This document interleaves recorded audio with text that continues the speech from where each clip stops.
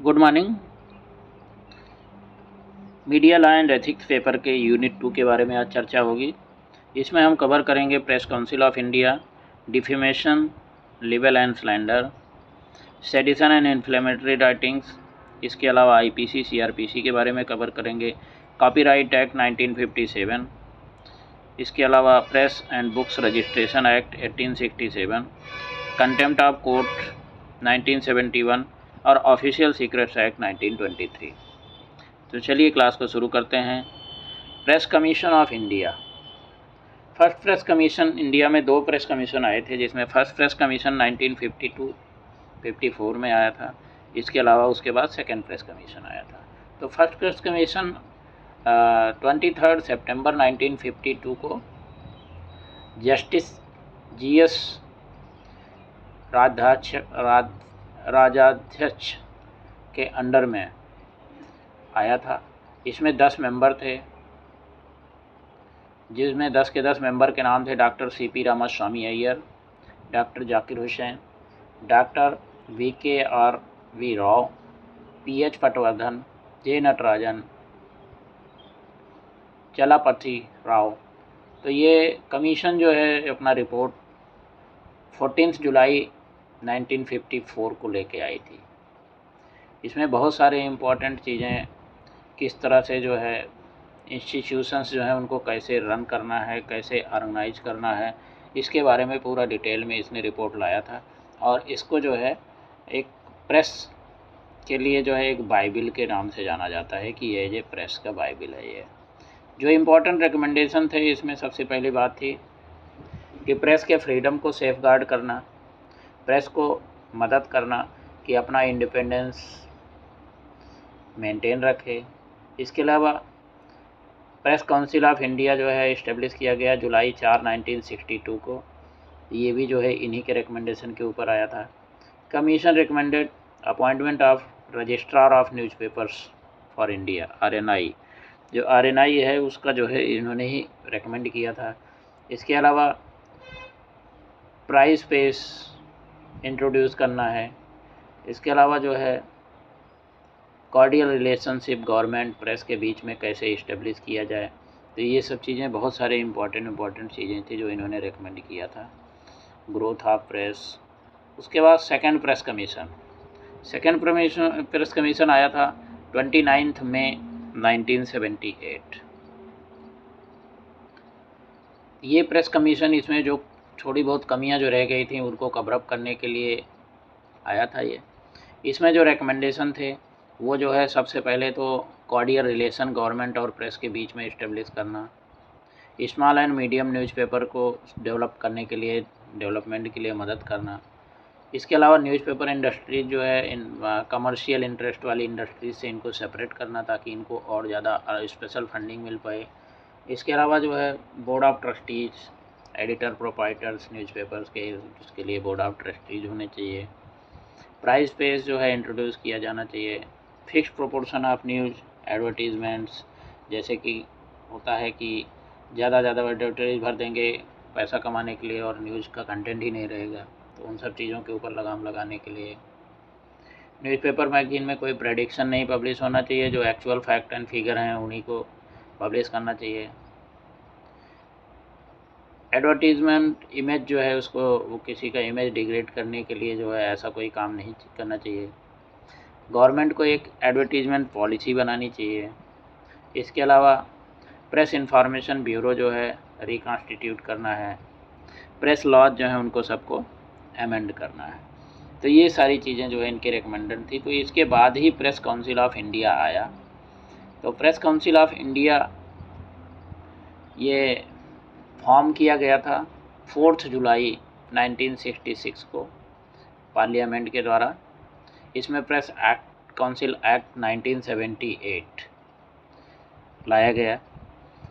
Justice Chandramouli Kumar Prasad जो है 2021 उस टाइम पे जो है, अभी इससे पहले जो है चेयरमैन थे इसके, और अभी प्रेजेंटली जो है उनको रिप्लेस किया है जस्टिस रंजना प्रकाश देसाई ने, जो कि अभी जो है इस काउंसिल के प्रेजेंट चेयरमैन हैं।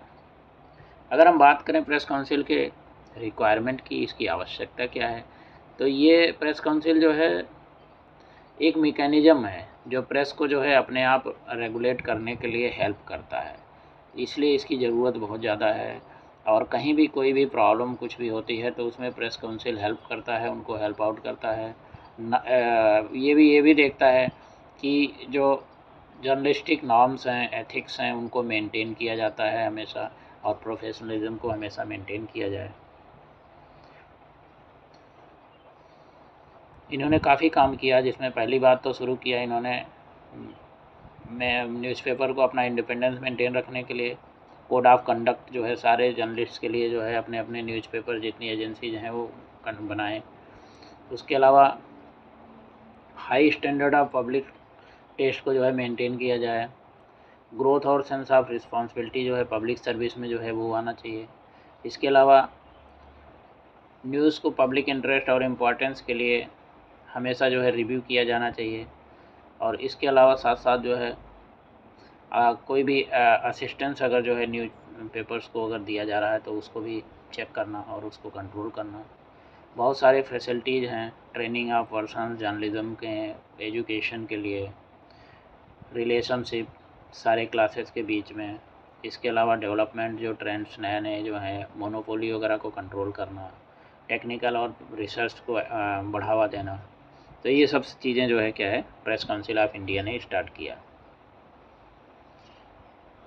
अब एक्ट ऑफ 1965 में जो प्रेस एक्ट आया था उसके अंदर उन्होंने जो है सारी चीज़ें प्रोवाइड किया गया कि चेयरमैन होगा, इसके अलावा 25 और मेंबर्स होंगे, जिसमें हाउस ऑफ पार्लियामेंट से भी इसमें होंगे मेंबर्स। तो ये सारी चीज़ें कैसे कौन कौन होगा इसके बारे में इन्होंने पूरा जो है एक्ट में आ गया। और एक्ट ऑफ 1970 का जो एक्ट था उसको जो है अमेंडमेंट भी लाया गया। ये जो चेयरमैन और मेंबर्स नॉमिनेट होने थे इसके ऊपर था, ये भी इंट्रोड्यूस किया गया। उसके बाद फिर प्रेस काउंसिल 1979 आया। प्रेस काउंसिल ऑफ 1979 में फ्रेश लेजिस्लेशन जो है एक लाया गया और कॉन्स्टिट्यूशन के अंदर अमेंडमेंट किया गया। और इनको जो है और ज़्यादा जो है काफ़ी इनकी जो है मतलब जो प्रेस काउंसिल थी उसको ज़्यादा से ज़्यादा जो है लोगों के ऊपर जो रिक्वायरमेंट थे उसके हिसाब से जो है उनकी रेंज को, उनका जो रेंज ऑफ कंट्रोल था उसको बढ़ाने के लिए लाया गया है। अगर हम ऑब्जेक्ट और फंक्शन की बात करें प्रेस काउंसिल की, तो प्रेस काउंसिल सब्सटेंशियली जो है क्या है कि जो 1965 का जो प्रेस एक्ट है उसके हिसाब से काम करता है। और 1979 एक्ट में जो उसमें जो चीज़ें चेंज की गई उनको सबको जो है, पहली बात तो ये कॉमन सर्विस जो है सप्लाई डिसेमिनेशन ऑफ न्यूज़ जो है इस्टेब्लिश, जैसे प्रेस ट्रस्ट ऑफ इंडिया जैसे न्यूज़ एजेंसीज का इस्टेब्लिश होना। इसके अलावा प्रॉपर एजुकेशन ट्रेनिंग जो है जितने भी जर्नलिज्म प्रोफेशन है उनको प्रोवाइड करना, टेक्निकल या बाकी रिसर्च प्रोवाइड करना।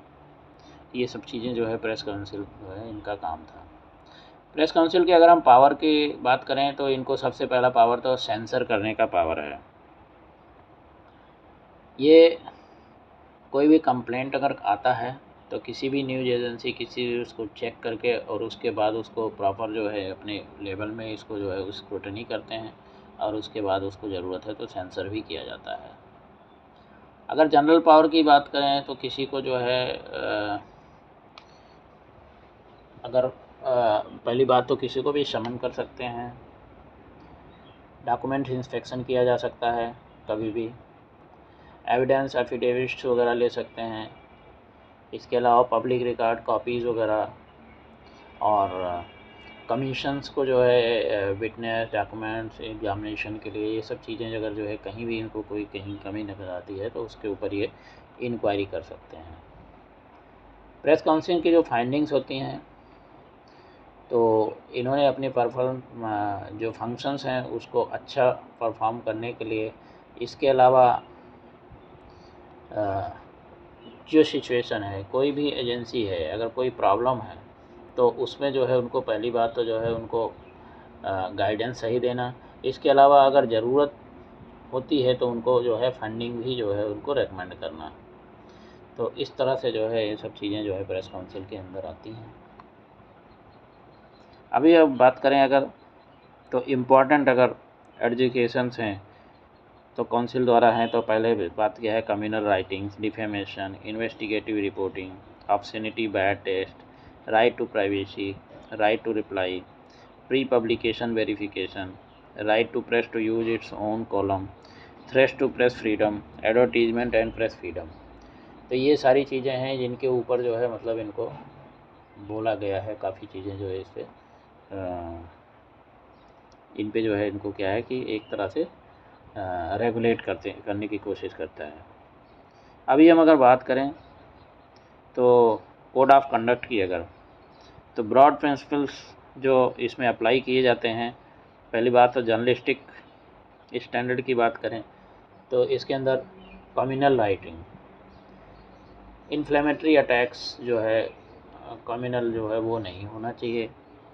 इसके अलावा जर्नलिस्टिक प्रोप्राइटी, अगर जो है जर्नलिस्ट को किस हिसाब से जो है आपको एक्ट करना है, आपका कोड ऑफ कंडक्ट क्या होना चाहिए, इसमें जो है गलत नहीं जाना चाहिए उसको, तो इसके ऊपर भी जो है एथिक्स अगर फॉलो नहीं होते हैं तो उसके बाद तुरंत जो है पब्लिकेशन को सीज भी किया जा सकता है और उनके ऊपर एक्शन भी किया जा सकता है। Obscenity and bad taste, obscenity, sex exploitation वगैरह वो सब चीज़ें जो है जो कि सोसाइटी के अंदर जो है एक टैबू की तरह हैं, उन सब चीज़ों को जो है कंट्रोल करने के लिए भी जो है ये काम करता है। और अगर किसी को इस टाइप का कोई अगर जो है कुछ है तो फिर उसमें मतलब एक्शन भी किया जाता है। राइट टू रिप्लाई, कोई भी सब्जेक्ट कुछ है तो उसमें अगर कोई पब्लिकेशन किया गया है तो उसमें जो है उनको एक रिप्लाई करने का राइट जो है, पब्लिक अगर कुछ जानना चाहती है तो उसके ऊपर उसने रिप्लाई करना है। अगर वो रिप्लाई नहीं कर रहा है तो ये इन्फोर्स कर सकते हैं उनको रिप्लाई करने के लिए। Pre verification of news, publication से पहले न्यूज़ का वेरिफिकेशन होना बहुत ज़रूरी है। तो ये गाइडलाइंस सभी उनको दिया जाता है कि वो अपने अपने रेगुलेशंस बनाएं और कोई भी न्यूज़ पब्लिश करने से पहले जो भी एजेंसी हैं उसको वेरीफाई करें। डिफेमेशन या स्क्रैपलेस राइटिंग, इसके ऊपर कंट्रोल करना। इसके अलावा right to privacy, public figures जितने भी हैं तो राइट टू प्राइवेसी का जो है हनन नहीं होना चाहिए, ये भी कंट्रोल करना। इंडिविजुअल का राइट टू प्राइवेसी, प्रेस का फ्रीडम और people's right to know public figures in public control, ये सब चीज़ें इनके ऊपर बहुत ज़्यादा जो है इनको कंट्रोल करने की, ध्यान देने की ज़रूरत होती है। अगर हम फ्रीडम ऑफ प्रेस की बात करें तो इसमें प्रेस फ्रीडम को जो थ्रेट्स हैं, एडवर्टीजमेंट, इम्प्रोप्राइटरी एंड प्रेस फ्रीडम, तो इनके ऊपर भी जो है काफ़ी जो है ये कंट्रोल करते हैं। अभी हम बात करें अगर इसका कंपोजिशन किस तरह से है, तो कंपोजिशन इसका है, इसमें चेयरमैन जो है उसका सिलेक्शन 3 लोगों के द्वारा किया जाता है। 3 मेंबर्स साथ में बैठते हैं और वो सेलेक्ट करते हैं chairman of Rajya Sabha, speaker of Lok Sabha और एक जो है प्रेस काउंसिल ऑफ इंडिया का एक मेंबर। तो ये जो है 3 लोग बैठते हैं और उसके बाद ये जो है पीसीआई के चेयरमैन की नियुक्ति करते हैं। इसके अलावा बाकी जो मेंबर्स होते हैं 28 मेंबर्स, वो 2 राज्यसभा मेंबर्स होंगे, 3 लोकसभा मेंबर्स होंगे, 7 जो है वर्किंग जर्नलिस्ट होंगे एडिटर न्यूज़पेपर के अलावा। इसमें 7 में 3 हिंदी से और बाकी रीजनल लैंग्वेजेस से होंगे। 6 एडिटर न्यूज़पेपर्स के होंगे, 2 स्मॉल, 2 मीडियम और 2 लार्ज। इसी तरह से 3 लोग जो है स्पेशलाइज नॉलेज पब्लिक लाइफ के बारे में जिनका होता है, एजुकेशन, लिटरेचर, लॉ के बारे में। 1 पर्सन जो है न्यूज़ एजेंसीज़ को मैनेज करने वाला और साथ में 6 पर्सन जो है बिजनेस और मैनेजिंग न्यूज़पेपर्स की फील्ड से होने चाहिए। तो इस तरह से जो है होता है इनका। प्रेस काउंसिल इंडिया के फंक्शंस की अब बात करें तो making sure that newspapers are able to maintain their independence उनका मेंटेन होना चाहिए। Maintain high standards of news for public consumption के लिए एक तो हाई स्टैंडर्ड का न्यूज़ देना है। डेवलपमेंट्स जितने भी जो है हो रहे हैं उनको ट्रैक रखना। कोड ऑफ कंडक्ट जो है बिल्ड कराना। इसके अलावा न्यूज़ एजेंसीज़ के लिए भी कोड ऑफ कंडक्ट होना चाहिए। ट्रेनिंग जो है न्यूज़ जर्नलिस्ट के, टेक्निकल और बाकी जो रिसर्च रिलेटेड न्यूज़ हैं इनके बारे में भी काफ़ी फोकस हो, ताकि जो है लोगों को जो है इसके बारे में अच्छा नॉलेज आए। अगर प्रेस ऑफ इंडिया के पावर्स की अगर हम बात करते हैं तो कोई भी एडिटर या journalist press council of India में प्रोफेशनल मिसकंडक्ट अगर हुआ है या वायलेशन ऑफ जर्नलिस्ट एथिक्स है तो उस पर एडिटर या जर्नलिस्ट उसके ऊपर जो है कर सकता है, कंप्लेंट कर सकता है। प्रेस काउंसिल ऑफ इंडिया उसके ऊपर इंक्वायर करेगा, उसके बाद विटनेसेस को समन करेगा, पब्लिक रिकॉर्ड्स की कॉपी लेगा, वार्निंग्स इशू कर सकता है, क्रिटिसाइज़ कर सकता है और उसमें जो है न्यूज़पेपर की एजेंसी को भी क्रिटिसाइज़ कर सकता है, उसके एडिटर को जो है क्रिटिसाइज़ कर सकता है। लेकिन डिसीजन जो भी प्रेस काउंसिल ऑफ इंडिया ने लिया है उसको फाइनल माना जाएगा और इसको किसी भी कोर्ट ऑफ लॉ के सामने अपील भी नहीं किया जा सकता। तो इस तरह से ये पावर्स हैं। इसके अलावा कुछ लिमिटेशन हैं कि इसमें स्टैंडर्ड्स को इन्फोर्स करने का पावर तो ज़रूर है, लेकिन ज़्यादा कोई जो है सख्त कुछ पावर ऐसा कुछ नहीं कर सकते हैं ये। बहुत ही लिमिटेड पावर हैं किसी को पेनलाइज वगैरह करने के लिए। तो ये चीज़ है कि इसके पावर्स थोड़ा सा जो है लिमिटेड हैं। अभी हम बात करेंगे defamation, libel and slander. Defamation का मतलब होता है कि किसी के इमेज को जो है ख़राब करना, रेपुटेशन को ख़राब करना और कुछ जो है ऐसे बात करना डैमेजिंग या डिमिनिशिंग जो है किसी का जो स्टेटस है उसके जो है उससे नीचे की बात करना, जिससे उसकी प्रेस्टीज को काफ़ी नुकसान पहुँचे। या फिर ये आदमी भी हो सकता है या कोई ऑर्गेनाइजेशन भी हो सकता है। दो टाइप के लिए डिफेमेशन होते हैं, एक लिबेल डिफेमेशन और दूसरा जो है स्लैंडर। तो लिबेल का मतलब है रिटन फॉर्म ऑफ डिफेमेशन, जो लिख के जो है रिटन फॉर्म में दिया जाता है उसको जो है लिबेल बोला जाता है। और खाली जो है स्पोकन जो बोल के खाली किया जाता है उसको क्या है, स्लैंडर बोला जाता है। Section 499 Indian penal code IPC का है। इसमें डिफेमेशन का इसने डिफ़ाइन किया है कि whoever by words either spoken or intended to be read or by signs or by visible representations makes or publishes any imputation concerning any person intending to harm or having reason to believe that such reputation will harm the reputation of other person is said except in cases hereafter accepted to defame that person। तो ये defame किसी आदमी को अगर defame करने के लिए बोल के, लिख के या हाव भाव एक्सप्रेशन से अगर जो है किसी को ऐसा किया जाता है तो उसको जो है बोला जाता है। लेकिन इसमें कुछ जो है एक्सेप्शंस भी हैं। तो अगर एक्सेप्शन की बात करें हम तो पहला एक्सेप्शन होता है कि अगर किसी को आपने ट्रू कंसर्न से किसी को कोई चीज़ बोला है तब उसको जो है आप डिफेमेशन की कैटेगरी में नहीं माना जाएगा।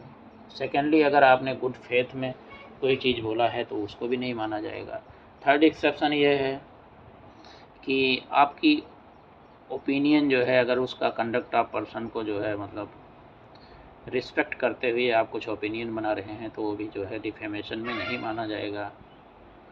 और अगर इसके ऊपर कोई रिपोर्ट कुछ पब्लिश नहीं किया जा रहा है, कोर्ट ऑफ जस्टिस में कोई प्रोसीडिंग्स में ऐसा कुछ नहीं है तो वो भी नहीं माना जाएगा। तो इस तरह से ये कुछ एक्सेप्शंस दिए हुए हैं जिनको कि जो है आपको ध्यान में रखना है ताकि जो है वो लिबेल या स्लैंडर और डिफेमेशन की कैटेगरी में ना आए। अभी हम बात करें अगर इसके पनिशमेंट क्या होते हैं तो इसमें इंडियन पेनल कोड के 3 जो है 500, 501 और 502 में इसके पनिशमेंट के बारे में बात किया गया है। सेक्शन 500 के अंदर बोलता है who is similar defence other shall be punished with simply imprison for a term which में एक्सटेंड टू 2 years और विद फाइन और विद बोथ। तो 2 साल का इम्प्रिजनमेंट या ओनली फाइन दे करके या फिर जो है क्या है कि दोनों के साथ जो है इनको किया जा सकता है। सेक्शन 501 में बोलता है कि whoever prints or engraves any matter knowing or having good reason to believe that such matter is defamatory of any person shall be punished with simple imprison for term which में extend to 2 years और fine और with both. तो इसमें भी है, अगर writing में कोई चीज़ किसी चीज़ के बारे में राइट कर देता है जानते हुए कि इससे उस आदमी का डिफेमेशन होगा। सेक्शन 502 इसमें जो है whoever sells or offers for sale any printed or engraved substance containing defamatory matter knowing that it contains such matter shall be punished with simple injury terms which may extend 2 years or with fine or with both। कोई आदमी किसी चीज़ को जो है offer for sale देता है या फिर सेल करता है तो वो भी जो है डिफेमेशन के उसमें कैटेगरी में आ जाएगा। अभी इसमें जो है डिफेमेशन लॉ की जो कॉन्स्टिट्यूशनलिटी की अगर बात करें हम तो बहुत सारे इसमें कंट्रोवर्सीज हुए हैं कि डिफेमेशन जो है लॉज जो बनाए हैं फंडामेंटल राइट्स को कई कई जगह पे आर्टिकल 13 जो है उसको वायलेट करते हैं। इसके अलावा आर्टिकल 21 जिसके अंदर राइट टू लाइफ ये भी जो है कहीं न कहीं जो है क्रूसीफाई होता है। तो ये डिफेमेशन वाला ये जो लॉज हैं तो इनके बारे में काफ़ी इसके ऊपर जो है चर्चा होती है, बहुत कंट्रोवर्सीज हैं। लेकिन इसके बारे में अगर लैंडमार्क जजमेंट की हम बात करें तो डीपी चौधरी वर्सेस मंजू लता का जो केस हुआ था उसमें लोकल न्यूज़पेपर दैनिक नवज्योति में एक आर्टिकल पब्लिश की हुई थी कि एक जो है 17 इयर्स की कॉलेज गर्ल किसी लड़के के साथ भाग गई और घर में वो ये बता के भागी कि जो है वो क्लास अटेंड करने के लिए अपने लेक्चर अटेंड करने के लिए गई थी। तो इससे बहुत ही ज़्यादा एडवर्स इफ़ेक्ट हुआ और उसका जो है मैरिज प्रोस्पेक्ट से ऊपर काफ़ी इफ़ेक्ट पड़ा। तो इसके लिए जो है 10,000 का फ़ाइन उस टाइम पे लगाया गया था। महेंद्र राम वर्सेस हरनंदन प्रसाद इसमें जो है एक लेटर जो है उर्दू में लिख करके प्लेंटिफ को भेजा गया था और उसको जो है क्या ज़रूरत पड़ गई दूसरे से पढ़वाने की। इसमें defendant knew the plaintiff doesn't know Urdu and he needs assistance the act of the defendant amounted to defamation. तो मतलब उसमें ऐसा लिख दिया गया, उसको पता था कि ये दूसरे आदमी से पढ़वाएगा, उर्दू जानता नहीं है, तो फिर जो दूसरा आदमी जब पढ़ेगा तो उसके बारे में गलत चीज़ें लिखी होंगी तो वो सोसाइटी में फैलेंगी। तो ऐसा हुआ था, तो उसके ऊपर केस हुआ, तो इसमें भी जो है वो गिल्टी प्रूव हुआ था।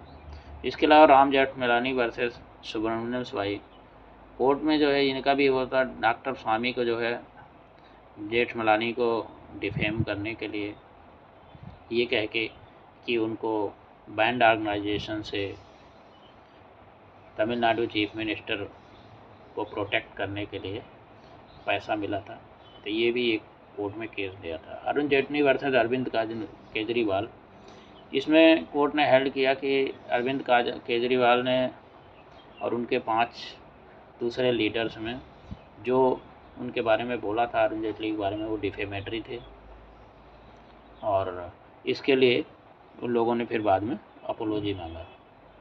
इसके अलावा एक Chintaman Rao versus state of Madhya Pradesh इसमें भी आर्टिकल 19 के जो कुछ रिस्ट्रिक्शंस हैं उनके बारे में बताया गया था और पब्लिक के इंटरेस्ट में कोई भी चीज़ है, कुछ बताना है, बोलना है तो इसमें केयरफुल होना चाहिए।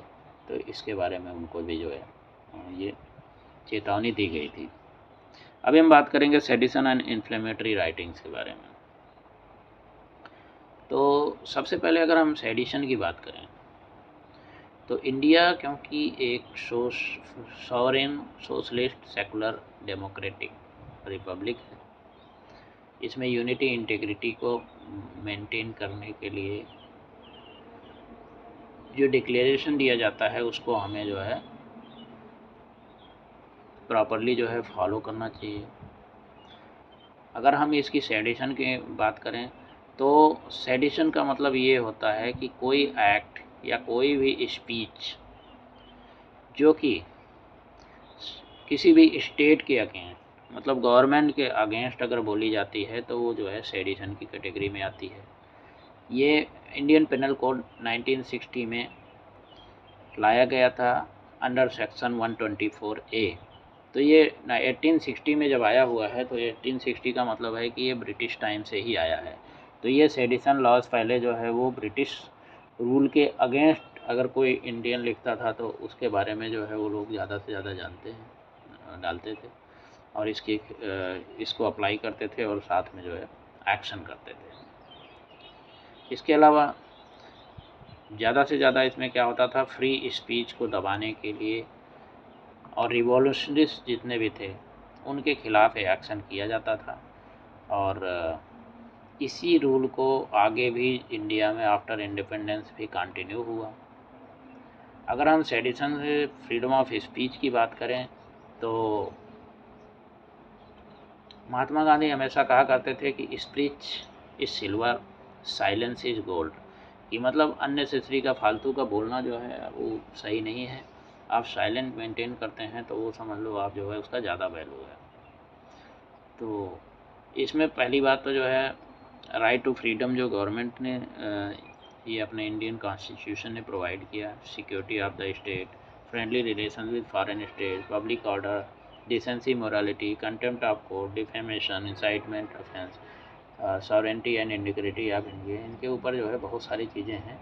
तो इसमें रीजनेबल रिस्ट्रिक्शंस जो है इम्पोज करने के लिए कॉन्स्टिट्यूशन ने भी बताया हुआ है। अगर हम पॉजिटिव फैक्टर्स की बात करें तो पहली बात तो एजुकेशन जो है लोगों के बीच में जो है हर चीज़ का पता बहुत ज़रूरी है। इसके अलावा सोशियो इकोनॉमिक स्टैंडर्ड इंडिविजुअल्स को बढ़ाना, अपग्रेड करना, degradation of moral values and cultural influences, religious fundamentalism. तो ये सारी चीज़ें जो हैं इनको जो है सबको कंट्रोल करने के लिए, सबको एक उसमें रखने के लिए बोला गया कि ये सेडिशन लॉज जो हैं इनको कंटिन्यू रहना चाहिए, क्योंकि बहुत सारे लोग हैं जो कि कितना भी समझाने के बाद भी वो गलत टीका टिप्पणी से बाज नहीं आते हैं। इसमें अपने गवर्नमेंट की छवि और देश की छवि भी काफ़ी जो है अफेक्टेड होती है। तो इसलिए जो है अभी तक सेडिशन लॉ को हटाया नहीं जा पाया। अब हम आईपीसी और सीआरपीसी की अगर बात करें तो आईपीसी इंडियन पेनल कोड 1862 में आया था। ये ब्रिटिश के टाइम पे आया था, ब्रिटिश राज में।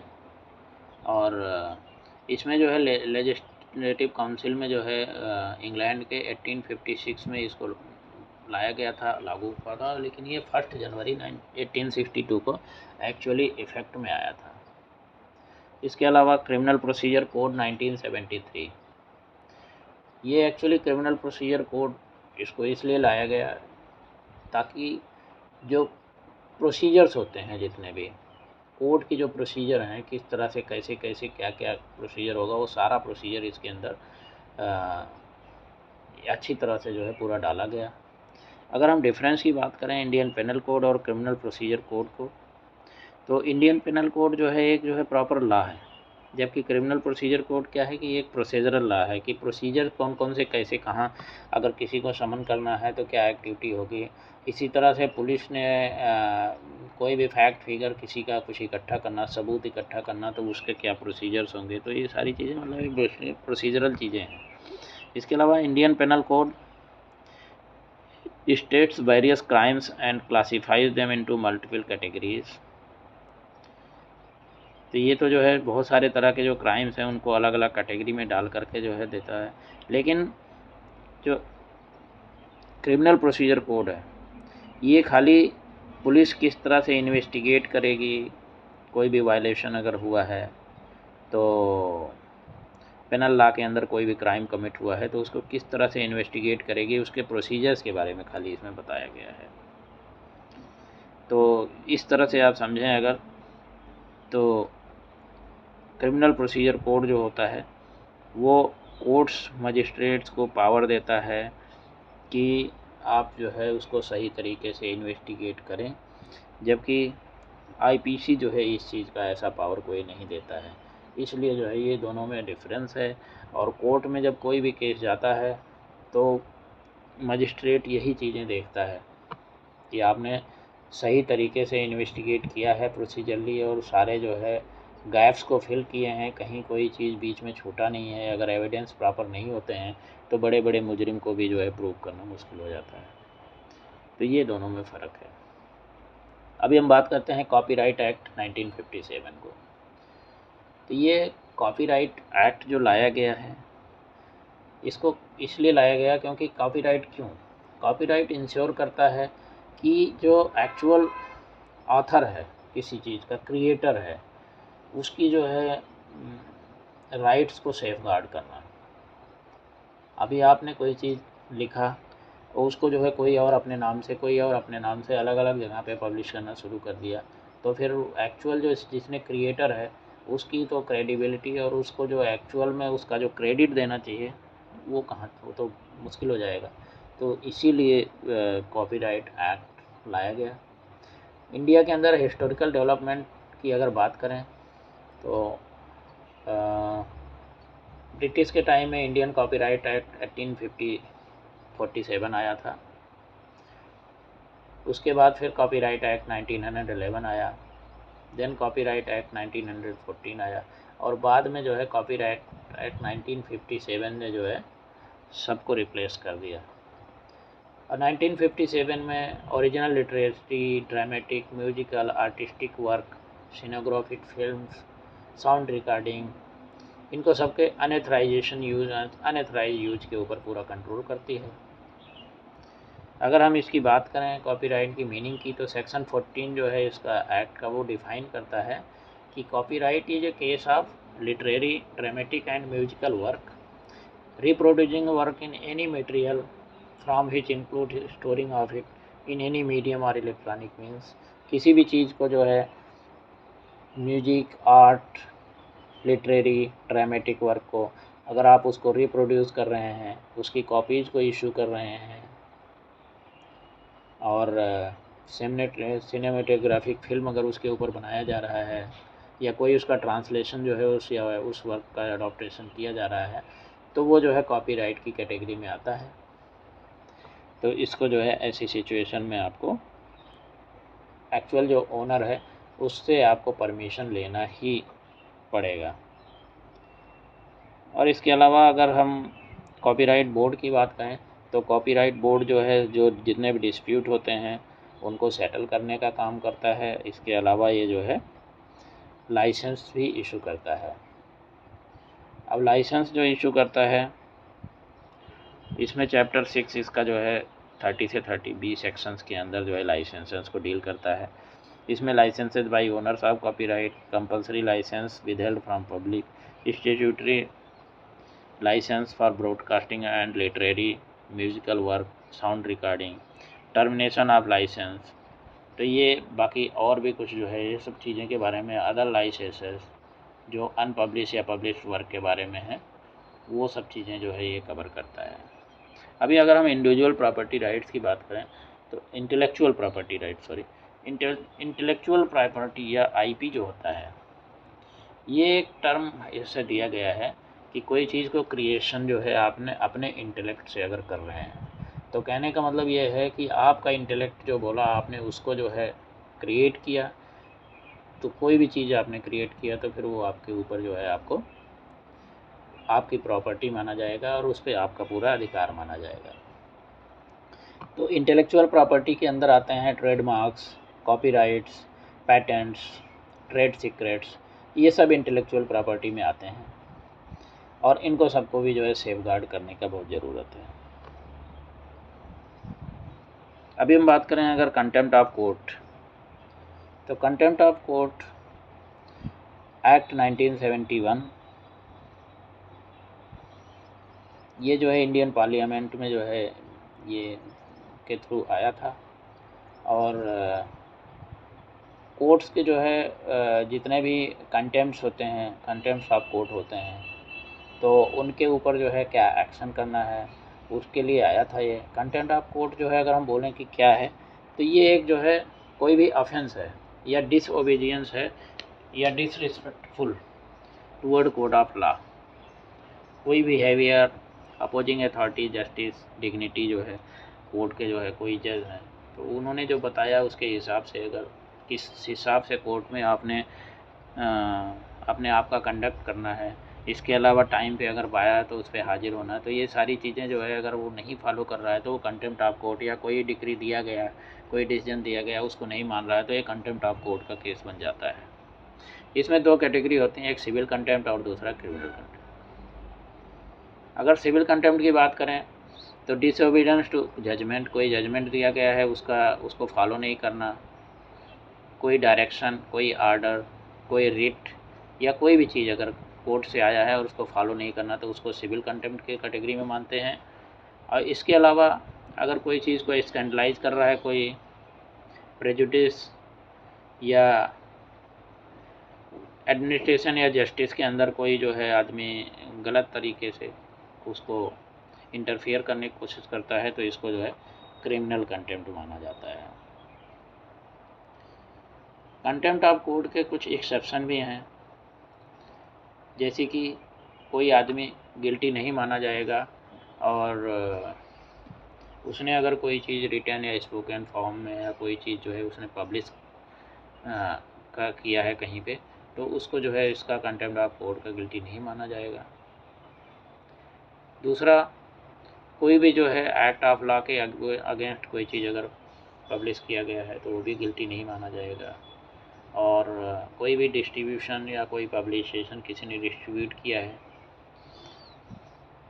बुक में कोई प्रिंटिंग हुआ है तो रूल्स को कंप्लायंस में अगर नहीं किया गया है तो इनको सबको जो है गिल्टी की कैटेगरी में नहीं आ जाएगा। या अगर कोई आदमी जो है fair accurate report publish judicial proceeding का नहीं पब्लिश करता है तब भी अगर पब्लिश कर रहा है तो उसको भी कंटेम्प्ट ऑफ कोर्ट का गिल्टी नहीं माना जाता है। इसके अलावा फेयर क्रिटिसिज्म अगर वो कर रहा है किसी केस का तो भी उसको उसका गिल्टी नहीं माना जाएगा। तो इस तरह से ये कुछ चीज़ें हैं जिनको कि जो है उसकी कैटेगरी से बाहर रखा गया है। अभी हम बात करते हैं ऑफिशियल सीक्रेट एक्ट 1923। ये हमारा लास्ट टॉपिक है इस यूनिट का। तो ऑफिशियल सीक्रेट एक्ट 1923 ये ब्रिटिश टाइम पे ही आया था। एंटी स्पिनेज एक्ट या एंटी स्पाइंग एक्ट के खिलाफ जो है ये इस टाइप से जो है इसको जो है माना जाता है। एंटी स्पिनेज एक्ट भी या फिर एंटी स्पाइंग एक्ट भी बोला जाता है, क्योंकि गवर्नमेंट का या किसी भी जो रूल है उसके जितने भी डॉक्यूमेंट्स हैं उनको सबको जो है सेफगार्ड करना उसके जो वर्कर्स हैं, जो भी आदमी एम्प्लॉयज़ हैं, उनकी जिम्मेदारी होती है। तो इसमें नोटिफिकेशन ऑफ 1843 की अगर हम बात करें, ये फॉरेन डिपार्टमेंट ने गवर्नमेंट ऑफ इंडिया के 1843 में जो है 30 अगस्त में कुछ नोटिफिकेशंस दिए थे न्यूज़पेपर्स वगैरह को कि कौन कौन से डॉक्यूमेंट आपने पब्लिक करने हैं, कौन कौन से आपने नहीं करने हैं इसके ऊपर। उसके बाद इंडियन ऑफिशियल सीक्रेट एक्ट 1889 आया। ये वायसराय ने उस टाइम पे वायसराय के एग्जीक्यूटिव काउंसिल ने जो है पास किया था 9 जून 1888 में ये पास हुआ था। उसके बाद फिर दोबारा बाद में उसी को चेंज करके इंडियन ऑफिशियल सीक्रेट एक्ट 1923 लाया गया। तो इंडियन ऑफिशियल सीक्रेट एक्ट 1923 इसको अभी भी माना जाता है और इसमें काफ़ी अच्छी तरीके से हर चीज़ के बारे में बहुत बढ़िया से दिया गया है। और आफ्टर इंडिपेंडेंस की अगर हम बात करें तो ऑफिशियल सीक्रेट एक्ट जो है एक्ट 3 ऑफ 1951 से इसको अमेंड किया गया। इसके बाद एक्ट 24 1967 में भी इसको अमेंड किया गया और ये जो है इसको जो है इंट्रोड्यूस किया गया था, इसके बारे में बिल आया था जो है 23 जून 1967 में भी। तो इसमें जो है जो कुछ थोड़े बहुत चेंजेस किए गए हैं, लेकिन बात यही है कि एक्ट ऑफ 1923 अभी भी लागू है और ये हर एक ऑर्गेनाइजेशन में जितने भी डिपार्टमेंट हैं गवर्नमेंट के स्पेशली उनको सबको जो है जितने एम्प्लॉयज़ हैं उनको सबको जो है इस इंडियन ऑफिशियल सीक्रेट एक्ट के अंडर में आते हैं और उनको सबको जो है इसको फॉलो करना पड़ता है। कोई भी चीज़ है उसको अगर आप इंफॉर्मेशन को लीक कर रहे हैं तो आप इसमें फंस सकते हैं। इसके अलावा आर्मी नेवी एयरफोर्स एक्ट भी साथ में आया। तो ये आर्मी नेवी एयरफोर्स उन्होंने जो है खुद ही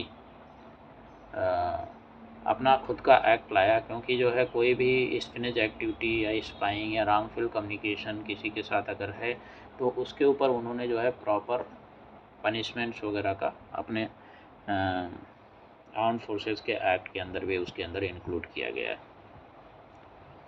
और अगर हम इसमें कुछ केसेस की बात करें तो 2002 में इफ्तिखार गिलानी जम्मू कश्मीर का एक जो है जर्नलिस्ट था, उसको ऑफिशियल सीक्रेट एक्ट में जो है उसने कुछ सीक्रेट डॉक्यूमेंट को रिलीज़ किया था, उसके लिए जो है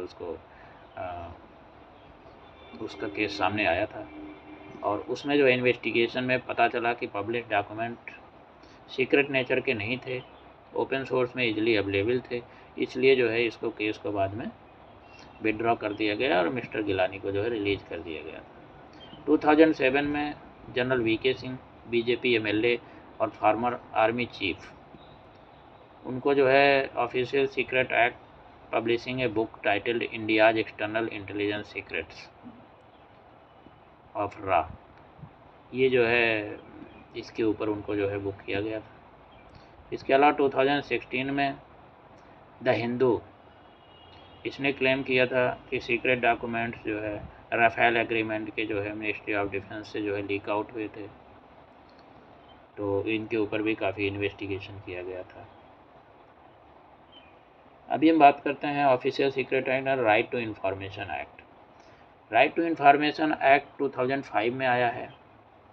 इसमें जो है राइट टू इन्फॉर्मेशन का एक हक जो है हर एक सिटीजन को देता है, लेकिन अभी इशू यही है कि इसमें ऑफिशियल सीक्रेट एक्ट बहुत सारे जो है सीक्रेट्स को जो कॉन्फिडेंशियल नेचर के हैं उनको जो है प्रोटेक्ट करता है, राइट टू इन्फॉर्मेशन से अलग करता है।